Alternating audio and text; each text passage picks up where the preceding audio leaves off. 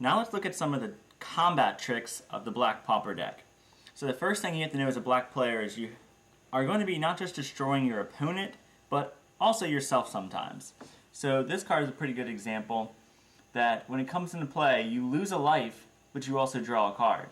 Black is completely okay with playing a card, losing one life, and drawing another card. They want to have advantage, card advantage. They also are used to killing their own creatures. So you're going to notice that they have cards in here that get more powerful if you sacrifice a creature. So basically what we're going to want to do is we're going to play cards like the Black Cat and Ravenous Rats that make the opponent discard their hand, and then we're going to sacrifice these cards, killing them to make the creatures bigger, and then even better, bring those cards back to life with Morbid Plunder. Brings cards back to your hand so you can do it again. And some other combat tricks are sacrificing a Black Cat so that the opponent discards a card, and then playing Undying Evil, which lets you bring the card back to life with a +1/+1 counter on it. So you sacrifice the Black Cat to the ghoul, and then you pay 1 mana for Undying Evil, and the Black Cat comes back into play as a 2/2, and you could even do it again. Sacrifice it again if you really wanted to, and now this Phyrexian Ghoul is a 6/6 and can get really big. Sacrifice everything, and now it's a 10/10. Another combat trick is, say you have Phyrexian Ghoul here, even though it's tapped and the opponent wants to attack you, you can sacrifice the Black Cat to the Phyrexian Ghoul and play Undying Evil to bring the Black Cat back untapped. And now that it's untapped, it can block and help you out.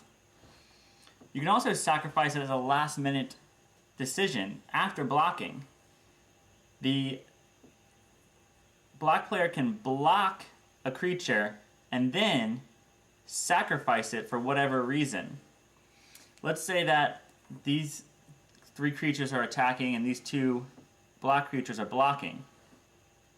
Well, you can block a big creature with the Black Cat, block the Mog Funky, which is a 3/3 with your 2/2 ghoul, and then sacrifice the Black Cat. It'll still block the Minotaur, so no damage will be dealt, and the Phyrexian Ghoul will become a 4/4, which would kill the Mog Flunky. Now, Black has kill spells like Doomblade that can kill something directly, but it also has Guest's Verdict, which makes the opponent sacrifice a creature. This is good for getting around creatures that have hexproof, or maybe even black creatures. One of Black's weaknesses is that it cannot kill other black creatures. Doomblade can't kill black creatures. So one way we can use Guest's Verdict to help us is, say they have 2 creatures and they attack. Well, if we play Guest's Verdict right away, they would just kill the smaller creature. They would sacrifice the smaller creature. So instead, what we'll do is we'll block the smaller creature, and when it dies, we'll then play Guest's Verdict, and they'll have no choice but to kill and sacrifice their own larger creature. Now, one weakness we do have to worry about with that can't kill black creatures thing is that the red player oftentimes will try to steal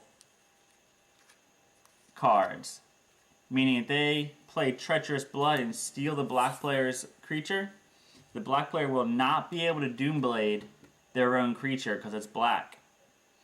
But they could play Guest's Verdict, causing the red player to sacrifice the creature. And yes, it is its own creature. One thing you could want to do is, the timing of it is really important. Say you get your creature stolen by Treacherous Blood, and yes, they're going to attack you for 2 damage, and that's going to happen.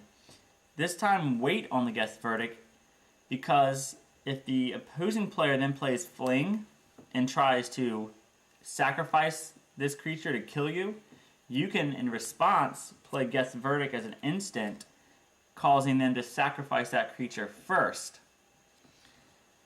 It will still die, but they'll waste the fling. They already played it, and now they can fling nothing. So the timing is really important sometimes.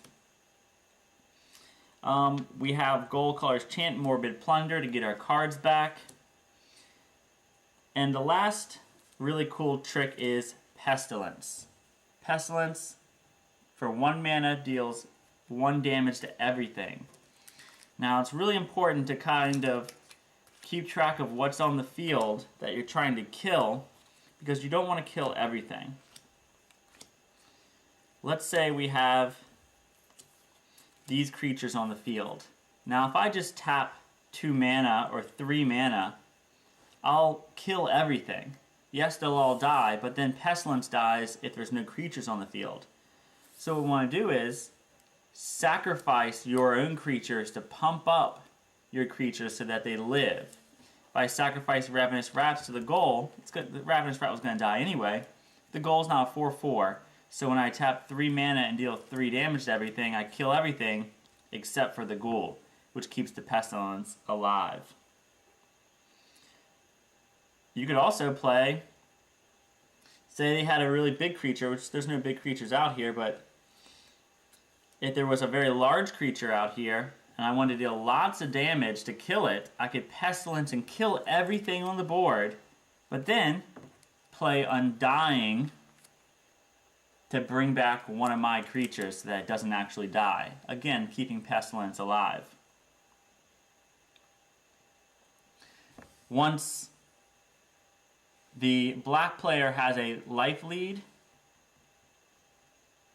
and even if it's only a 1-point lead, like 17-16, they do want to start dealing Pestilence damage to everything.